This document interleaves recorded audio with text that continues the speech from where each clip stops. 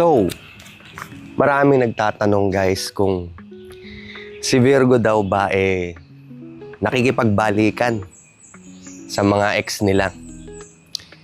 And the answer is no. Hindi po.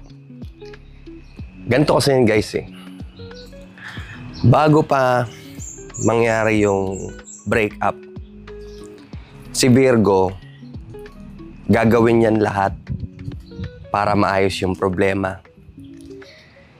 Iisipin kung saan ba nagkakamali. Iisipin kung saan ba pwede mag-improve. Iisipin kung talaga bang pwede pa kami magbalikan.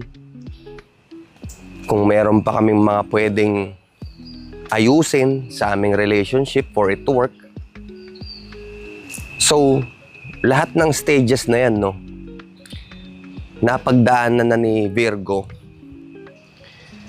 bago pa tuluyang mawalan siya ng gana or pumasok na yung sinasabi ng ibang horoscope na ghosting daw. Hindi totoo yun.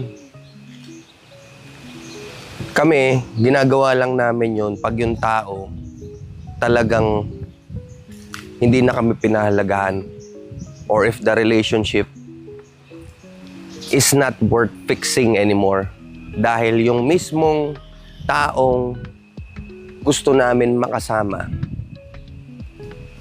ayaw na rin naman sa amin or ayaw ayusin yung relationship namin or talagang matigas lang ang ulo at hindi na kami nagkakasundo at na kahit na anong logical reasoning ang sabihin namin hindi pumapasok sa kokote niya. Talagang kahit na anong explanation mo, babaliwalain niya or sasabihin niya hindi naman talaga ganyan yan or talagang contrarian lang, no? So kung ganon, napagdaanan namin lahat yun bago pa yung breakup, hindi na kami makikipagbalikan doon. Kasi 'di ba guys, alam naman niyo siguro kung anong definition ng insanity, 'di ba? Ang definition ng insanity is doing the same thing over and over again, expecting a different result. So, kung babalik kami dun sa tao na yon, it would be the same thing over and over and over again. Tapos, wala namang mangyayari. Di ba? Ganun pa din. Wala namang bago. Kumbaga para kang kumuha ka lang ng bato, tapos pinupok mo sa ulo mo. Ganun. So once na mag-decide si Virgo na makipag-break dito sa taong to,